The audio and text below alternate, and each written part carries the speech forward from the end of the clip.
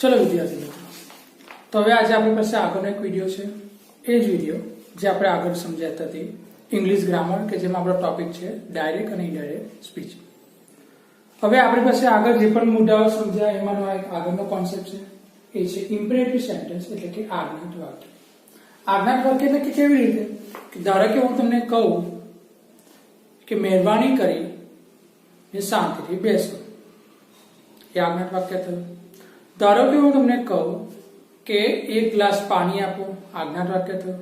ધારો કે હું તમને કહું કે આવતીકાલે હોમવર્ક લઈ આવજો, એ આજ્ઞાત વાક્ય થયું। જ્યારે તમે કોઈ પ્રકારની આજ્ઞા આપો છો તો એને ધ્યાનમાં રાખીને જે વાક્યનો ઉપયોગ કરશે તે વાક્યને દરેકને આપણે આજ્ઞાત વાક્ય કહીશું। હવે સૌથી પહેલા જો આજ્ઞાત વાક્યનો ઉપયોગ આપણે કરતા હોઈએ તો એના માટે શરૂઆત ક્યાંથી થાય કે આપણે શરૂઆત કરીએ અલગ અલગ પ્રકારના નિયમોથી। જે નિયમ આપણે દરેક પ્રકારના વાક્યમાં સમજીએ છીએ એ જ પ્રકારના વાક્યમાં અહીંયા સમજીશું। સૌથી પહેલા વાત કરીએ એમાં છે આરવી। આરવી એટલે કે થાય રિપોર્ટિંગ વર્બ। આપણે આગળ શું સમજાતા કે જો આપણી પાસે સાદું વાક્ય હોય, જો આપણી પાસે સાદા વાક્ય હોય એટલે કે જો આપણી પાસે એસર્ટિવ સેન્ટેન્સીસ હશે તો આપણે એમાં આરવીમાં સેડ હોય તો ટોલ્ડ કરતા હતા। એ જ પ્રમાણે જો આપણી પાસે પ્રશ્નાર્થ વાક્ય હશે તો આપણે એમાં સેડની જગ્યા પર આસ્ક્ડ કરતા હતા। પરંતુ જ્યારે હવે આપણી પાસે આજ્ઞાત વાક્ય હશે તેમાં થોડો ઘણો ફેરફાર થશે। તો મિત્રો હવે આપણે એ ફેરફારની વાત કરીએ। ચલો ધ્યાન આપો। હવે જો આપણી પાસે સેડમાં ફેરફાર કરવો છે તો એ ધ્યાનમાં રાખે છે વાક્યના પ્રકાર પરથી કે જો આપણી પાસે વાક્ય વિનંતીને ધ્યાનમાં રાખીને છે તો વાક્યમાં શું લખશું આપણે રિક્વેસ્ટેડ। જો વાક્ય વિનંતીને ધ્યાનમાં રાખીને છે તો વાક્યમાં આપણે લખશું રિક્વેસ્ટેડ। જો કોઈ વાક્ય તમને સલાહ સૂચન આપે છે તો એ વાક્ય માટે આપણે બતાવશું એડવાઇસ।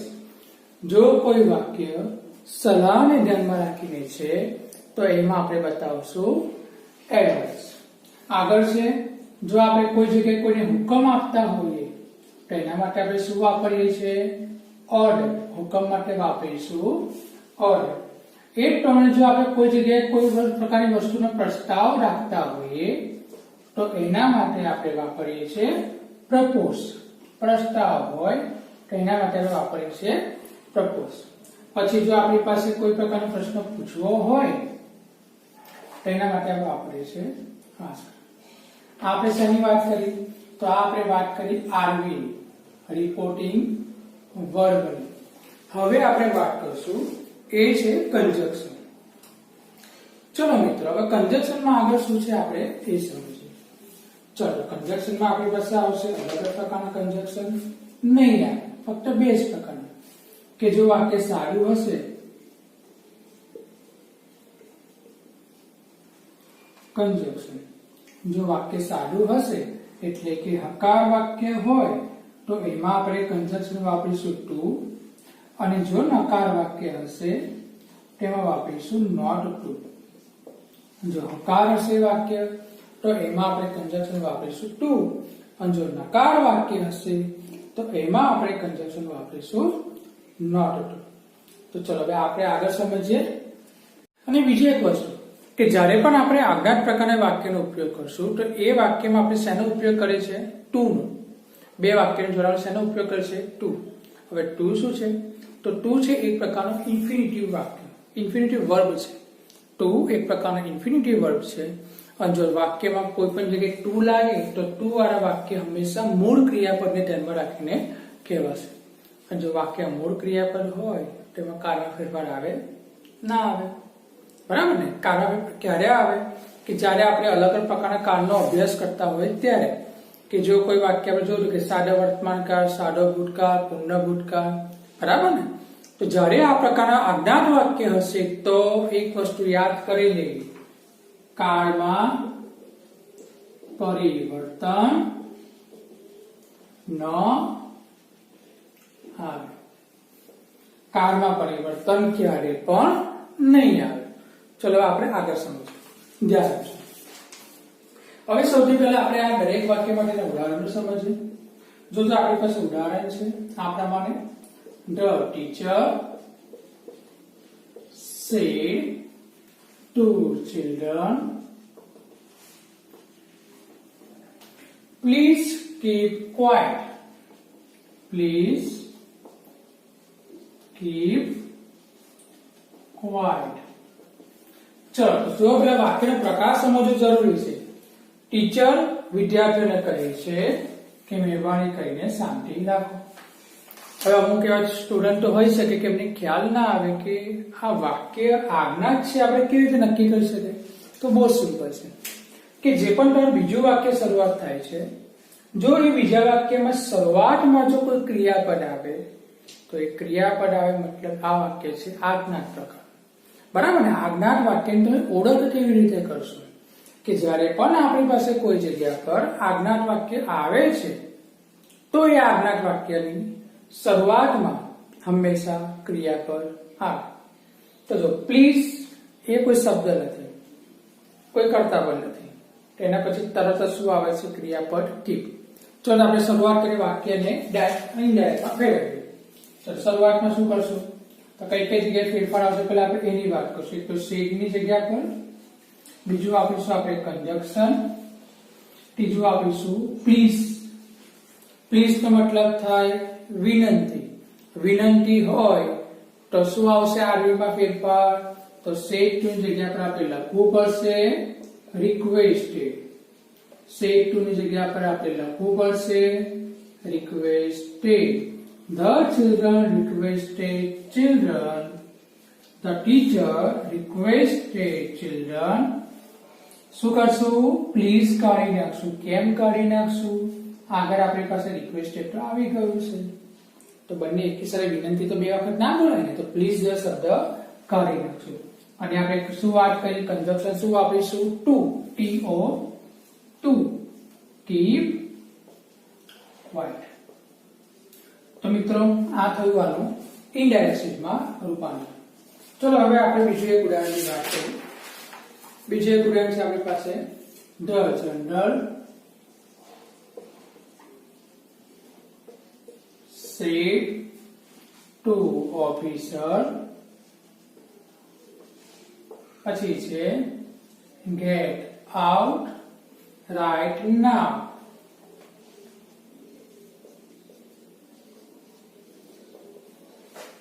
આ વાક્ય છે આપણે ઇનડાયરેક્ટમાં ફેરવવું છે.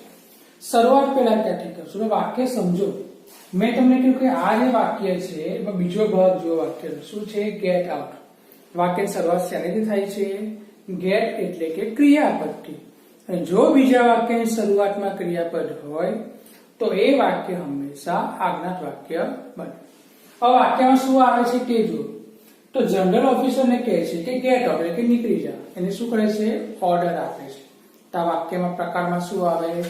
ઓર્ડર. તો આપણે શું લખશું? સેડ ટુ કાઢી નાખશું, લખશું the general ordered officer. Conjunction કયું આવશે મિત્રો? તો કંજક્શન આપણે મને ખબર જ છે, તો આવશે TO ટુ. ક્રિયાપદ એવું ને એવું, get out. અને જવાબમાં આવશે right. નામની જગ્યા પર લખાશે then. હવે આપણે આ જગ્યા પર રાઈટ નામની જગ્યા પર બીજો એક શબ્દ પણ વાપરી શકીએ કે જે આ જગ્યાએ પૂરેપૂરો બંધબેસતો બેસે છે. એ શબ્દ છે ઇમિડિયેટલી. ઇમિડિયેટલી કે તાત્કાલિક. રાઈટ નાઉ અને ઇમિડિયેટલી બંનેનો મતલબ સરખો જ થાય. તમે રાઈટ ધેન લખશો તો પણ ખોટું નથી. તો આગળ સમજો, ધ્યાન રાખજો. હવે આપણી પાસે આગળનું વાક્ય છે કે don't waste money. Don't waste money. The father said to son. Father પુત્રને શું કહે છે કે પૈસા બગાડીશ નહીં. ખબર કેવી રીતે પડશે? આજ્ઞાત વાક્ય છે. તો આ લોકોએ ફક્ત એટલો ફેરફાર કર્યો કે અત્યાર સુધી આ વસ્તુ હતી તે પાછળ લઈ લીધી અને પાછળનું વાક્ય લઈ લીધું આગળ. તો આપણે કરો છો એ જ પ્રમાણે. સૌથી પહેલા જો નથી ખ્યાલ આવતો તો આ વાક્યને આપણે ક્રમમાં ગોઠવી નાખીએ. જોજો હવે આપણે ઇનડાયરેક્ટમાં નથી કરતા, વાક્યને ક્રમમાં ગોઠવીએ છીએ. ધ્યાન રાખજો. તો સૌથી પહેલા શું કરશું? ધ ફાધર, એને આગળ લઈ લઈશું said to son. પછી આવશે don't વેસ્ટ મની. હવે આપણે એનો જવાબમાં લાવીએ છીએ એ છે ઇનડાયરેક્ટ સ્પીચ. તો ફાધર એના પુત્રને કહે છે કે પૈસા બગાડીશ નહીં, તો શું આપે છે? સલાહ આપે છે. અને સલાહ હોય તો શેડની જગ્યા પર શું આવશે? એડવાઇસ. તો જવાબમાં આવશે ધ ફાધર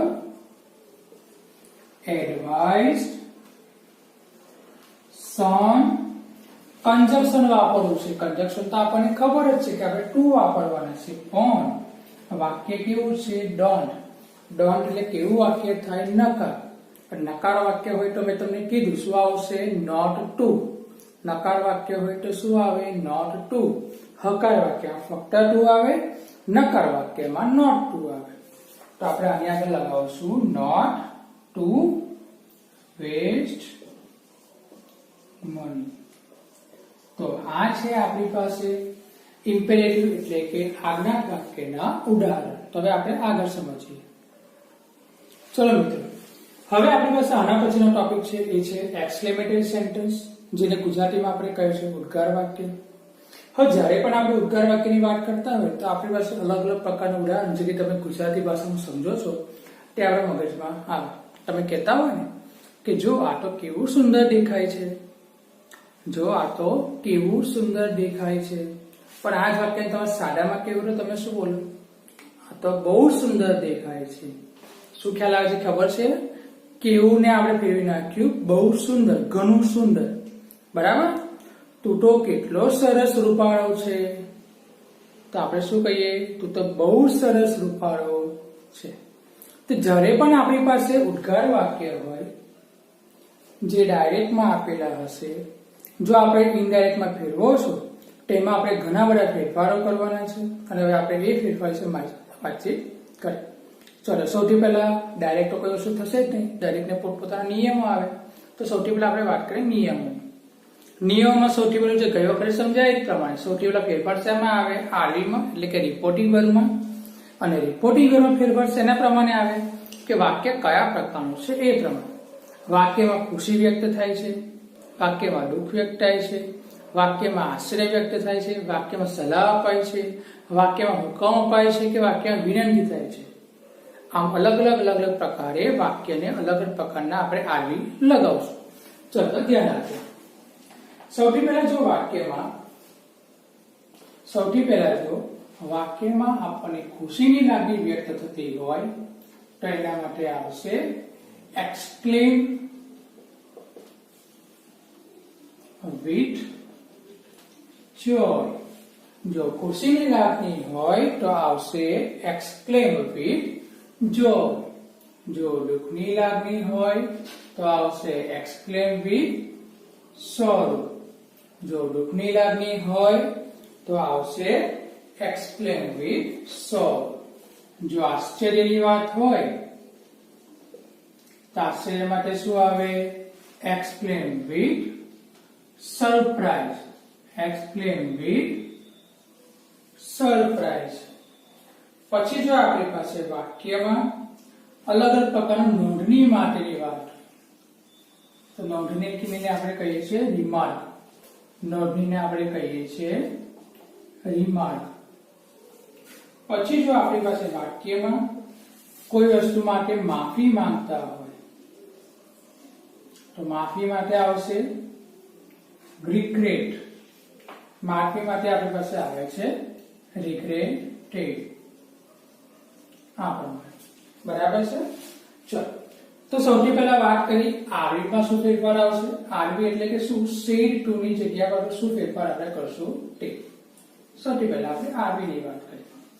નેક્સ્ટ ક્વેશ્ચન આપણી પાસે આવશે એ વસ્તુ છે કંજક્શન. તો કંજક્શન તમામ બહુ સિમ્પલ છે. એ આપણું કંજક્શન આવશે હંમેશા નક્કી છે એ ધેટ. કારણ કે જ્યારે પણ તમે આ પ્રકારની વસ્તુનો ઉપયોગ કરો છો તો આ જે આપણું ઉદ્ગાર વાક્ય છે એ સાદા વાક્યમાં ફેરવાય છે. અને જો સાદા વાક્યમાં ફેરવાતું હોય તો એના માટે કંજક્શન શું આવશે? આપણું ધેટ આવશે. ચલો, હવે એના પછી આપણે શું ધ્યાનમાં રાખશું? તો આ પ્રકારના વાક્યમાં ઘણા બધા શબ્દો એવા છે કે જેનો વાક્યમાં કોઈ મતલબ જ નથી. જ્યારે વાક્યમાં એ શબ્દનો મતલબ ના હોય તો એ શબ્દ કાઢી નાખવો પડે. કયા કયા શબ્દ આવશે? છે, ઊંઘ છે, અલાસ છે, બ્રાવો છે, આવા ઘણા બધા શબ્દ છે, બરાબર ને? હુરા છે, કોઈ ચીજ પાતે તે કઈ કરતા હોય ને હુરા તે, તો દરેક શબ્દ કાઢી નાખશું, બરાબર છે? તો જ્યારે આપણે એક્સક્લેમેટરી એટલે કે ઉદ્ગાર વાક્યની વાત કરીએ તો આપણે આટલી વસ્તુ ધ્યાનમાં રાખવી પડે. શરૂઆત કરીએ આરવી એટલે કે સેડ ટુ. જો સેડ ટુ માં ખુશીની વાત હોય તો એક્સક્લેમ વિથ જોય, જો દુઃખની વાત હોય તો એક્સક્લેમ વિથ સોરો, જો આશ્ચર્યની વાત હોય તો એક્સક્લેમ વિથ સરપ્રાઇઝ, જો નોંધણી કરવી હોય, કોઈ વસ્તુ તમે કહેતા હોય કે જો આ વસ્તુ યાદ રાખજે એ નોંધણી કરવી હોય તો એના માટે રિમાન્ડ. જ્યારે કોઈ વસ્તુ વિશે માફી માંગવાની વાત કરો કે મને આ વસ્તુ માટે રિગ્રેટ છું, આ વસ્તુ માટે દુઃખી છું, તેના માટે વાપરીશું રિગ્રેટ. કંજક્શન, કંજક્શન જે આપણે ખ્યાલ છે તો ડેટ આવશે, અને આમાં જ્યારે આપણી પાસે આ બધા શબ્દ છે, અ છે, ઓ છે, અલ્લાસ છે, પ્રેયો છે, હુરા, આ દરેક શબ્દો આ પ્રકારના વાક્યમાંથી કાઢી નાખશું. તો આપણે આટલી વસ્તુ ધ્યાનમાં રાખવાની છે. ચલો મિત્રો, હવે આપણે આગળ સમજીએ ઉદાહરણ દ્વારા. જો મિત્રો, આપણી પાસે ઉદાહરણ આ પ્રકારનું છે. ધ મધર સે હાઉ બ્યુટીફુલ શી લુક્સ. ઉદ્ગાર વાક્ય હોય તો છેલ્લે ઉદ્ગાર ચિહ્ન આવે, અથવા વચ્ચે પણ આવી શકે, બરાબર? કોઈ પણ જગ્યા પર હશે. ચલો કઈ કઈ જગ્યાએ ફેરફાર આવશે? વાક્યમાં શું છે કે મધર કહે છે કે તે કેટલી સુંદર દેખાય છે. સુંદર એટલે શું છે? ખુશીની વાત છે. ખુશીની વાત હોય તો સેડની જગ્યા પર શું આવે? એક્સક્લેમ વિથ જોય. પહેલી વસ્તુ આ થઈ, તો આપણે તેની શરૂઆત કરીએ. The mother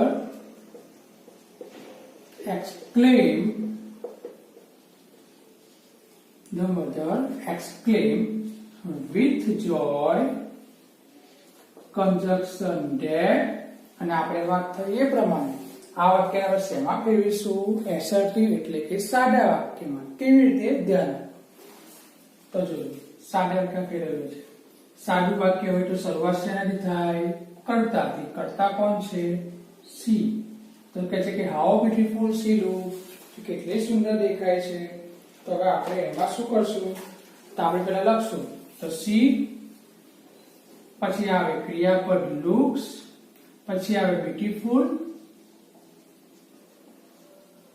પણ આગળ હાઉ તો રહી ગયું કે કેવી સુંદર દેખાય છે. પણ સાદા વાક્યમાં શું બોલાય? કે ઘણી સુંદર દેખાય છે. ઘણી એટલે કહેવાય વેરી, બરાબર? ઘણી એટલે શું કહેવાશે? વેરી. તો વાક્ય શું બને છે એ જુઓ. તો એનું સાદું વાક્ય આ પ્રમાણે છે, અને આને આપણે ફેરવવાનું છે શેમાં? ઇનડાયરેક્ટમાં. તો સી લુક ડ, આ છે લુક્સ એટલે કે સાદું વર્તમાન કાળ.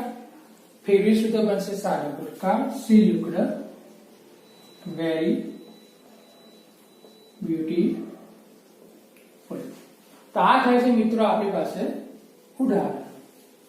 હવે ધ્યાન આપજો, બીજું એક ઉદાહરણ કહે છે ધ બોય સેડ, છોકરો કહે છે, હુરા I have won the prize. છોકરો કહે છે કે મેં પ્રાઇઝ જીત્યું.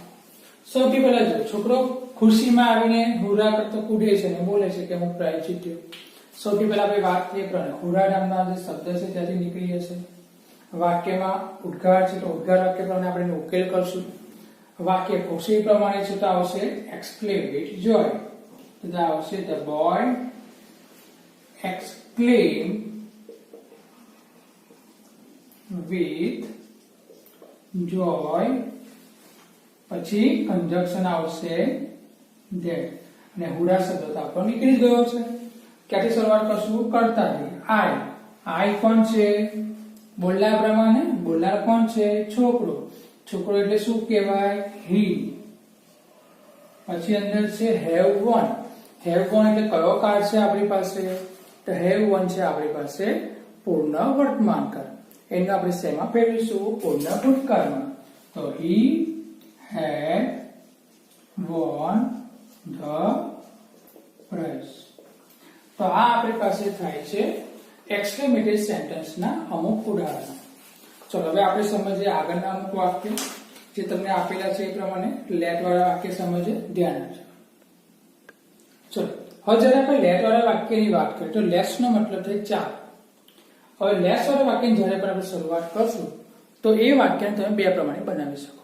પહેલું વસ્તુ કે જ્યારે કન્જક્શન તમે વાપરો છો તો એ કન્જક્શનમાં લેટ વાળું હોય તો એમાં કન્જક્શન તમે ટુ લેટ પણ લગાવી શકો.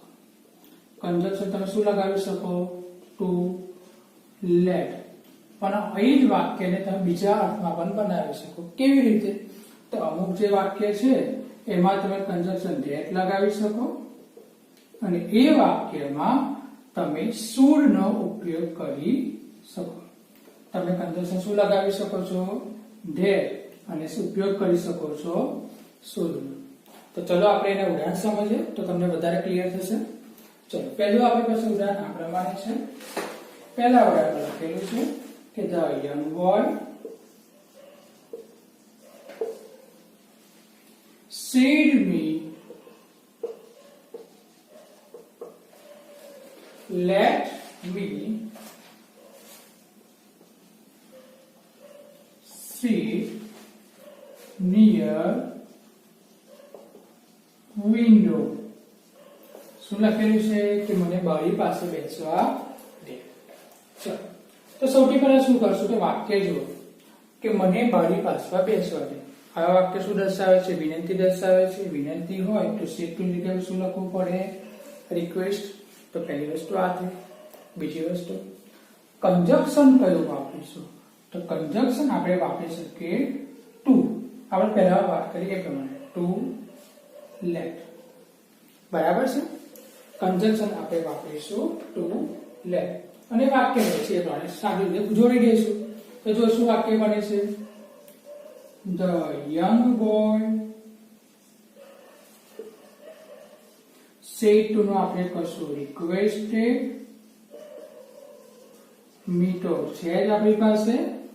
પછી આગળ આપણે શું કરશું? let me. me એટલે કે કોના પ્રમાણે આવશે? બોલનાર પ્રમાણે. બોલનાર કોણ છે? છોકરો. છોકરા પ્રમાણે શું આવશે? him. તો let him sit near window. બરાબર ને? આપણે આ વસ્તુ હંમેશા યાદ રાખવાની. આ નાની નાની એવી વસ્તુઓ છે કે જે આપણને બહુ આગળ લઈ જઈ શકે. તો આવશે કન્જક્શન જેમાં ટુ લેટ. મી છે જે વાત કરીએ પ્રમાણે મી તો બદલાય બોલનાર પ્રમાણે. તો બોલનાર પ્રમાણે ત્યાં હિમ આવશે. તે યાદ રાખી લેવાનું. મેં તમને જે આપણું આખું જે કોષ્ટક બતાવેલું છે આપણે એ કોષ્ટકની અંદર ઉપયોગ કરવો પડશે. બીજું એક વાક્ય લઈએ આપણે. બીજું વાક્ય આ પ્રમાણે છે. Meghna said to her mother. Meghna said to her mother, let's go out for shopping.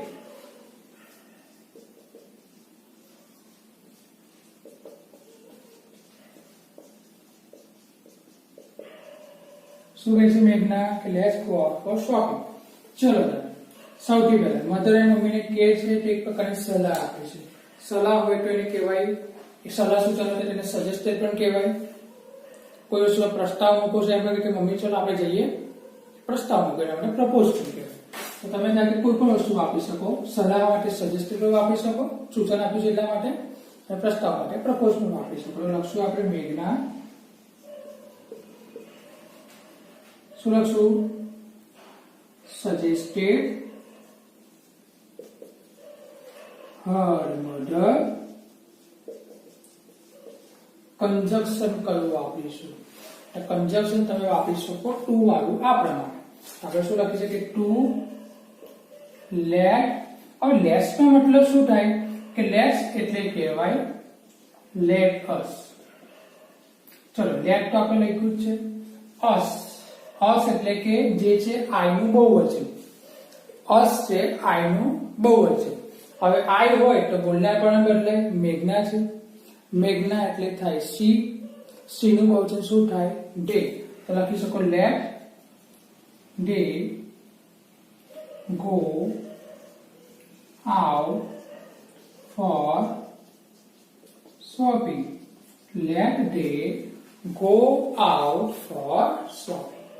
તો તમે આ વસ્તુ આ રીતે બનાવી શકો. મેં તમને આગળ કીધું એ પ્રમાણે તમે જો આ જ વાક્યને શુડના ઉપયોગ કરીને બનાવવું હશે તો પણ બનાવી શકો.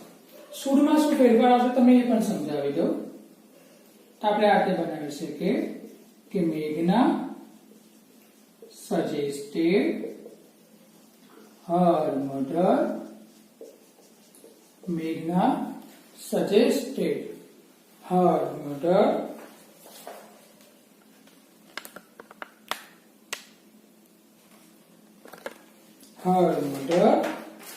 કેવી રીતે કન્જક્શન વાપરીશું? that પછી આખું આ જે ટુ લેટ લખી છે ને આપણે આખું ટુ લેટ નીકળી જશે. એની જગ્યા પર શું આવશે?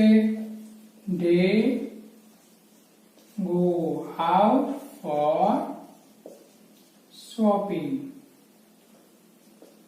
પણ એક વસ્તુ લખવાની તો બાકી જ છે કે they અને અહીંયા આપણે લખવું પડશે છે should.